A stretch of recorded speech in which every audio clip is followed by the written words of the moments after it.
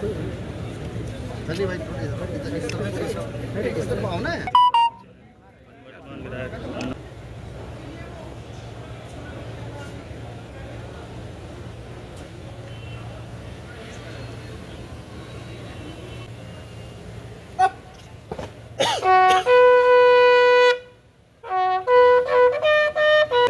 इसको ऊपर से करो सर, दिखा दो जरा।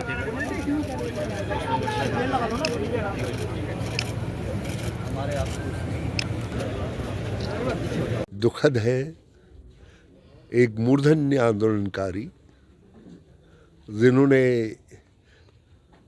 राज्य निर्माण आंदोलन को एक नई धार देने का काम किया। और यदि मैं कहूँ कि वो हमारे राज्य निर्माण आंदोलन के अग्रगणी नेताओं में से थे, इसीलिए लोगों ने उनको फील्ड मार्शल की उपाधि दी, क्योंकि उनका राज्य निर्माण में जो योगदान दिवाकर भट्ट उनके परिवार का था वो भूला नहीं जा सकता है। उत्तराखंड का बच्चा भी और उत्तराखंड के देश और दुनिया में रहने वाले जितने भी लोग होंगे वो इस संघर्षशील और जुझारू व्यक्तित्व के धनी जिसने अपने जीवन का तिल तिल उत्तराखंड के लिए समर्पित किया, आज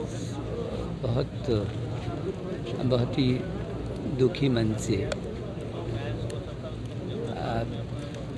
उनको सब श्रद्धांजलि दे रहे हैं।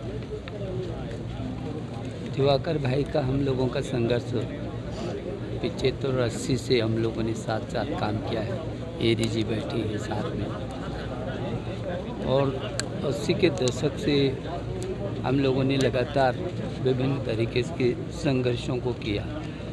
जिस तरीके से वो उनका जुनून था, जो उनकी इच्छा शक्ति थी और जो उनकी छटपटाहट थी उत्तराखंड के लिए, वो किसी से छिपी नहीं है। दिवाकर भट्ट जी हमारे मध्य में नहीं है, लेकिन इस राज्य के निर्माण में एक महत्वपूर्ण भूमिका दिवाकर भट्ट जी की रही है। केवल राज्य निर्माण में नहीं, राज्य निर्माण के बाद राज्य किस प्रकार निरंतरता में आगे बढ़े, उसमें भी एक मंत्री के रूप में उनकी महत्वपूर्ण भूमिका रही है। मुझे याद है कि जब राज्य के अंदर SC, ST और OBC उनके प्रमाण पत्र को लेकर एक बड़ा संघर्ष राज्य में था, तभी एक कमेटी बनी, उसका चेयरमैन के रूप में मुझे चेयर करने का अवसर मिला और उसमें सदस्य के रूप में दिवाकर भट्ट जी थे।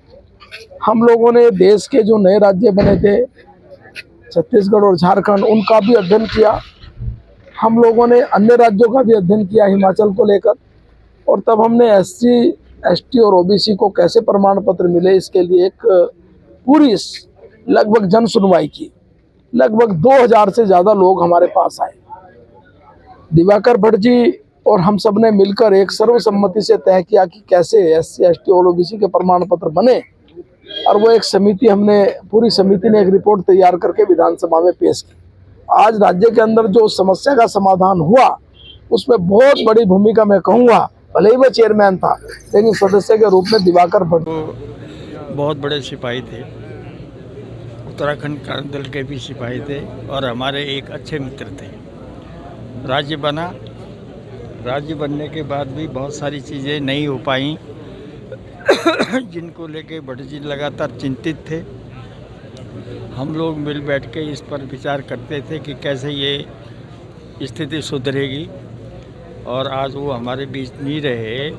ये न केवल हमारी क्षति है व्यक्तिगत, न केवल उत्तराखंड क्रांति दल की क्षति है, बल्कि पूरे उत्तराखंड की क्षति है। और उसके लिए यही कहा जा सकता है कि अब हम लोगों को उनके बताए हुए, उनके विचार के हुए बिंदु काम करना चाहिए और उत्तराखंड की दशा को सुधारने के लिए लगातार प्रयास करना चाहिए।